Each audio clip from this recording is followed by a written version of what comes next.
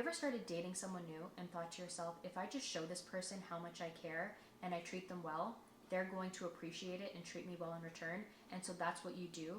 You're available, you're consistently showing them effort, you're thoughtful, but then you slowly come to realize that the more you invest in this person, the less they seem to appreciate it. And then you're left confused because you think to yourself, how did I go from liking this person so much and knowing for certain that they're interested to now wondering if they even like me? Now, what if I told you that everything you believe makes a person value you more is actually the very thing that's making them take you for granted?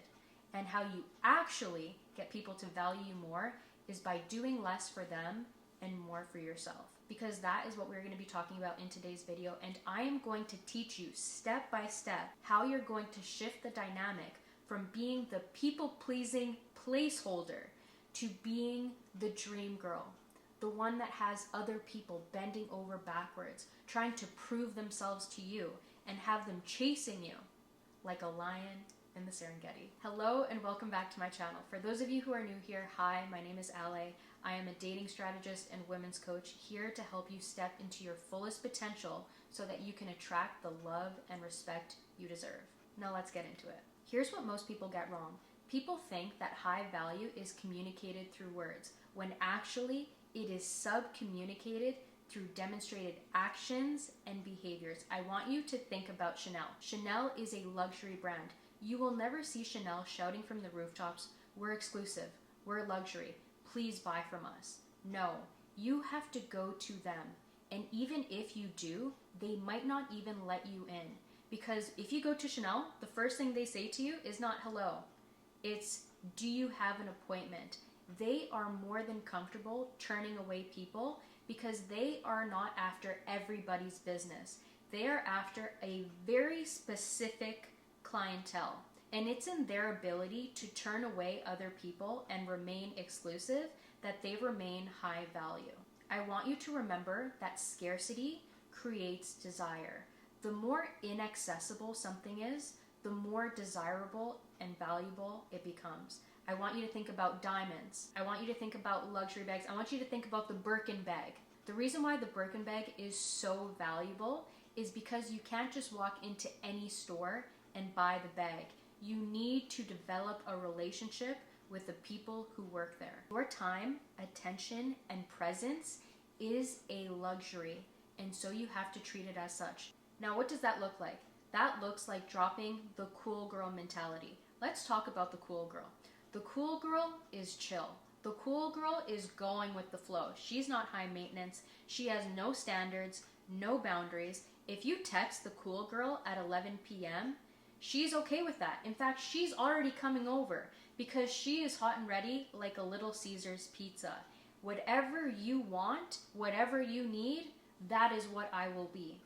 Now let's talk about the problem with the cool girl, because I know what a lot of you are going to say. You're going to say, well, this guy says I'm so easygoing and he really likes how down to earth I am. Nobody who is inherently benefiting from the access you are giving them is going to tell you to your face, I don't like you, I don't respect you, but I like being intimate with you, and you are simply a spare tire just in case there's a bump in the road on my way to my final destination so I can be with my dream girl. You are doing yourself no favors by being the cool girl. I need you to understand that it's the squeaky wheel that gets the grease, and you've been taught all your life not to ask. Don't cause any waves, don't cause any problems, don't ask for too much, don't be too high maintenance. I need you to literally discard that mentality entirely, okay? Because the problem with cool girls is that cool girls don't get princess treatment. Cool girls get used and discarded. Cool girls are the placeholder. And if you are tired of being an afterthought and you want to be treated like a priority, you have to first treat yourself like a priority. I need you to place your self-respect as the top priority for yourself, and men's validation down here, because that is the dream girl mindset. That is the dream girl mentality. Now the cool girl mentality has men's validation all the way up here and then her own self-respect down here. And the thing is that it's not your fault. Oftentimes, the reason why you do this is because you are looking for the love of your father in the men around you. And so instead of thinking, okay, this is what I need to do for men to love me, I need you to be able to give that love to yourself and come to dating with a healed point of view so that you can attract what is healthy and what's good for you instead of what is toxic and predatory. The next thing that you are going to do is you are going to adopt a dream girl mindset. Every dream girl knows the more I do for myself, the more others want to do for me. She has an abundant mindset, which means if someone doesn't meet her standards, if someone doesn't respect her boundaries, she is more than willing to walk away. Because what she's not going to do is date someone she sees as a project. Dream girls don't date projects. Dream girls date partners, okay? Equal partners. What does that mean? He is a provider. He is a leader. He is a planner. She feels so comfortable around him because she knows she can just turn off her brain and she can let him lead, and she's going to be happy with where she ends up because he is that guy. And I want you to understand this, okay? Your partner is a reflection of you. Your partner is the co-founder to your personal brand. And so I want you to choose your partner wisely. Dream girls treat their time and attention as a privilege, not a right. If a man is acting in a way where she is unclear on what his intentions are, where he's trying to run game on her, she is not using this as a scavenger hunt, trying to pinpoint what childhood memory is causing this man into acting like that. She looks at him, she sees the picture that he has drawn for her, and she asks herself, do I want to participate in this? Yes or no? I want you to think about the scary movies you watched growing up. And we all know this scene. There are two people, and they hear a noise, and it's in some shady, sketchy area. In the house, it's in the corner, it's in a creepy spot. And one person says, let's go investigate that noise. That is the cool girl. And then we have the logical person, which is the dream girl. The dream girl says, I don't actually want to find out whatever is over there. In fact, I'm actually going to walk in this direction because I have two eyeballs in my head and a fully developed frontal lobe.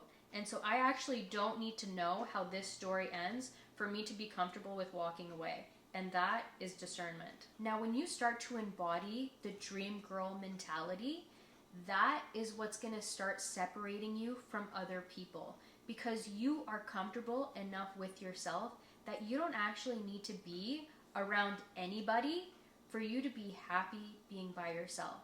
If you are able to be alone and be happy with your own company, you are already avoiding so many unhealthy and dysfunctional situations, because so often people will hold on to bad relationships, people will hold on to anybody simply because they do not want to be alone. If you can be alone, you are a very dangerous person and you are setting yourself up for success. The next thing that you are going to do is you are going to get busy and you are going to become inconvenient. The fastest way to make a person value you more is to stop being so available to them. For example, let's say you've been dating this guy, and in the beginning he was super intentional, super thoughtful, taking you on all these great dates, but after you guys got intimate, he became kind of lazy. He stopped planning dates, and now he always expects you to go over to his place. And then he sends you this text, hey, are you free tomorrow night? I'm leaving town for a week and I want to see you before I go. Now, what are you going to say now that you have become busy and inconvenient? Are you going to say, no problem, what time do you want me to be there? Do you want me to bring food? No, that is what a cool girl would do. What you're actually going to do is say, hey, have a great trip. I have plans tomorrow. I'm painting my dog's toenails. When you are able to turn down plans and actually communicate to people through your actions that actually, I don't do last minute plans. In fact, if you're going to be in my life, I require a level of intentionality and I don't put up with this nonsense. You will get in your life what you will tolerate. And the reward for putting up with nonsense is more nonsense, okay? There is no medal for suffering. And so instead of putting up with this nonsense thinking, okay, like maybe I can train this person into treating me better, I want you to only entertain people who treat you the absolute best. Because if you entertain those people are going to make you realize, I can't believe I ever settled for anything less than this. And it's going to rewire your brain. It's going to rewire the nonsense out of there, and you're going to become a brand new person. Now, why does that response garner you more respect and make people value you more? Because people love challenges. I don't care what you say. People like being challenged. And if something is too easy, they don't value it as much. But when people have to consistently invest in you, they have to consistently plan, they have to consistently act in alignment with your standards, and if they don't, they're gone, they actually love that level of accountability because it requires them to become the absolute best version of themselves if they are going to be with you. And people, remember the Maslow hierarchy of needs? It's self-actualizing to be with a woman like you because you won't tolerate anything less. And so even if they do have the opportunity to be with other women, they will come to the devastating realization when they are out with these other women that they will never be what you are. And you are everything that they are not. And that is what communicates to men that, wow, I really can't F this up. And that is how they treat their dream girl. And when you become the dream girl for yourself and you get busy leveling up your own life, focusing on your fitness, focusing on your career, focusing on your friendships, focusing on all the things that are going to make you a better version of yourself, that is what signals to him, my God, she takes such good care of herself. How do I even fit into this picture? Because I know that if she puts this much effort into herself, she's not going to tolerate my games. She's not going to tolerate my nonsense. So I better come correct. When you become inconvenient, it forces them to invest in you. And remember, people value what they earn. And that is how you are going to remain the prize. You are not bending over backwards trying to fit in his life. He is working so hard to fit into yours because he knows that if he doesn't come correct, this train is leaving the station and it's never coming back.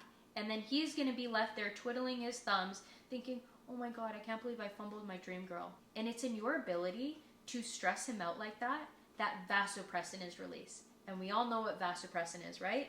That is the chemical that makes men fall in love. If you want to make a man fall in love with you, you have to stress him out a little bit. And so when you get busy and you become inconvenient, that is when you're going to start to stress him out. Because I assure you, he's probably so used to having women being the one bending over backwards, being the nice girl, being the placeholder. But when you are the prize, you only reward excellence. You do not tolerate mediocrity. Mediocrity doesn't even get your time, attention, or energy. It doesn't even get an emotional response out of you because your emotions are for people who deserve them. The next thing that you are going to do is you are going to make them earn you. I want you to think back to when you were 16 years old. Do you remember Abercrombie and Fitch? Let's say every week you got an allowance of $15 if you did your chores. And you've been saving up. You've been saving up for this $60 shirt. You've been doing your chores every week for 4 weeks. And now it's Friday. You just got your last pay from your parents and you're going to the mall with your friends. You're going to get your shirt. You're going to feel like the baddest bee alive with your new Abercrombie and Fitch shirt. And then you're going to have a sleepover and it is just such a good day. I promise you, you would value that shirt way more than any shirt you've ever been given for Christmas, for your birthday, because you worked so hard for this shirt. Men are no different. I want you to think about how much men love video games. When you start a video game, you start at 0. Everybody starts at 0. You have no rank, you have no points, you have no perks, and it is only in your ability to complete challenges that you gain points, that you unlock perks, that you get new guns, and that you are able to build yourself up and build a reputation for yourself. And men spend hours, days, weeks, years playing these games just so they can unlock a certain title, just so they can unlock a certain gun, a certain map. I want you to apply that same mentality when it comes to your dating life. Everything a man wants from you, he has to earn. Everything. Your time, your attention, your body. And I know what you're going to say. Well, Ale, I know somebody who knows somebody where they got together on the first night and now they've been happily married for 10 years.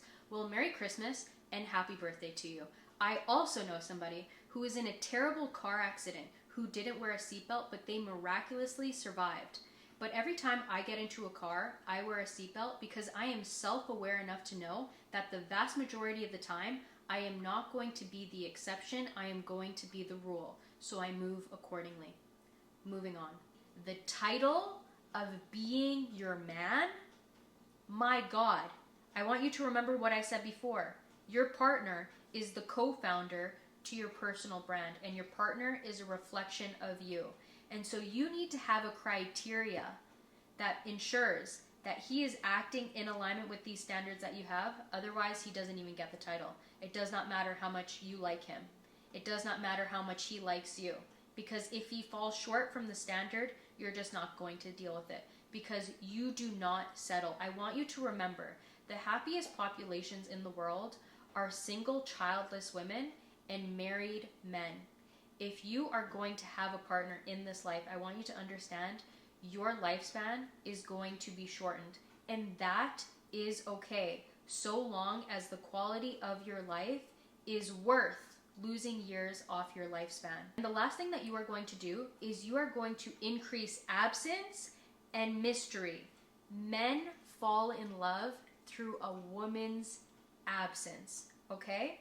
Because it is when you are gone and he doesn't have access to your energy, when he doesn't have access to your body, when he doesn't have access to what an incredible woman you are, that he thinks to himself, oh my God, what is she doing? I miss her. I want to be with her. And that is what triggers something in him to think, okay, I need to chase. I need to continue to pursue because I cannot lose her. Because when you are able to give this man space, that is what gives him clarity. Because I want you to remember this. Access sometimes breeds blindness. Sometimes we have so much access to incredible resources that it actually blinds us to just how grateful we need to be for all the things that are in our life. But when you are able to give him some space, when you are able to maintain some mystery and tend to your own hobbies, tend to your own interests, that is so attractive. And that is what communicates to him that you are secure, that you are detached, and that he is not your entire world. If you make a man your entire world, he's going to know that. He's going to feel that. And he's going to think, well, man, if I'm her entire world, then I can just treat her however. But when you are able to say, actually, I want you, but I don't need you, that is what's going to shift the dynamic. That is how you actually position yourself as the dream girl. Because remember, dream girls are abundant. Dream girls know that faith never worries and value never begs. And so why are you begging for this man's attention? Why are you begging for a text back? You need to focus on the things that have a guaranteed return on investment. Because when you focus on those things, that is what's going to keep you balanced and that is what's going to keep you focused. Remember, you need to be diversified emotionally. Your partner cannot be your only source of emotional validation, support, and fulfillment. When you have other areas of happiness and fulfillment in your life, not only is that attractive, but you don't feel the need to constantly be checking in on him and what he's doing and looking at his location and trying to figure out what is he doing now. You're busy living your life. It's in your ability to pull away that you are able to allow this person to feel the power of your absence. That is what's going to signal to them, oh my God, this woman is incredibly valuable. this woman, I cannot lose her. I have to treat her incredibly well. Because when you are able to pull away and feed into your own hobbies and interests, that is what's actually going to communicate to them that the reason why they're in your life is because you want them, not because you need them. And at any point, you are more than willing to walk away. You are more than willing to let go of this connection so that you can make room for people that are meant to be in your life. And that is what creates a healthy level of fear, because they're fearful that if they are not on their best behavior, they are going to lose you. And it's in being able to maintain that standard, it's in being able to maintain that no nonsense attitude, that you're a judge Judy, that you said what you said, and that if you mess up, you're done. It's one and done, not 3 strikes and you're out. That people are going to know that they need to value you and they need to respect you in order for them to maintain access to you, because you're more than willing to walk away. And that is how you ensure that you are always the dream girl and never the placeholder. If you're watching this on YouTube, be sure to subscribe so that whenever I post new content, you can be the first to see it. If you're listening to this on the podcast, be sure to subscribe and leave a review, and I'll see you in the next one.